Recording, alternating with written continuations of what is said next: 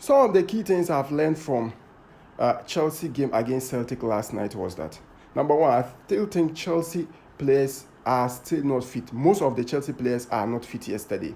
That is why off the ball they were very poor.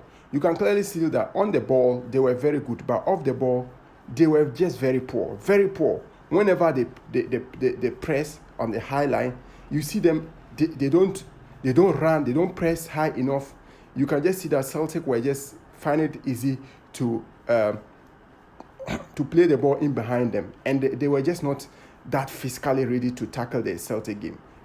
Mind you, Celtic played 5 preseason games. They are fit. They are already fit. They will start their season next week, so they are already fit. So I still think Chelsea players are not fit.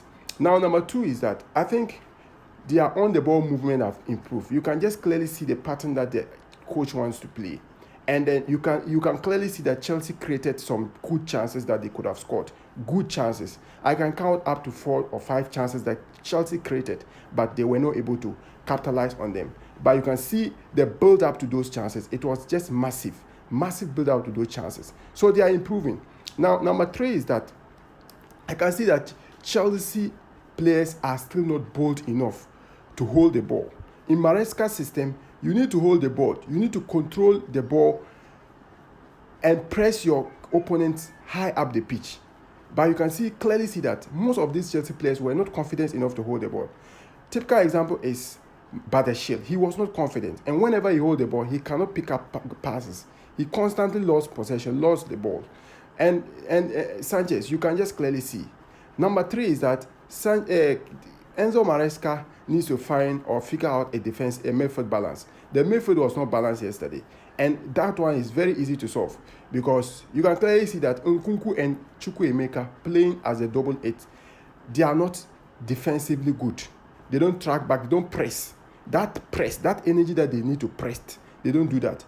And then I listened to Enzo Maresca's press conference. He said, when you lose the ball, when you are not holding the ball, you need to retreat back.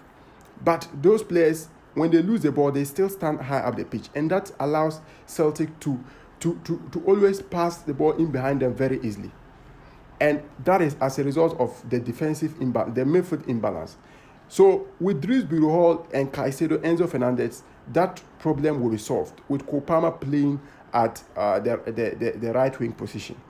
Now, number 4, you can clearly see that Chelsea wingers in the first half was very poor.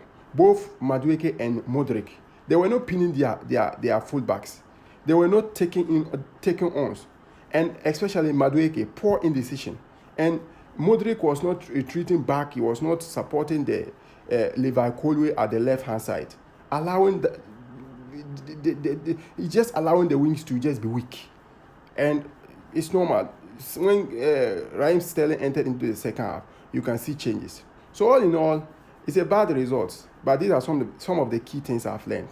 What are some of the key things you have also learned in the game? Drop your comments on the comment section. Kindly take 1 minute to subscribe to my YouTube channel. Click on the YouTube icon to subscribe.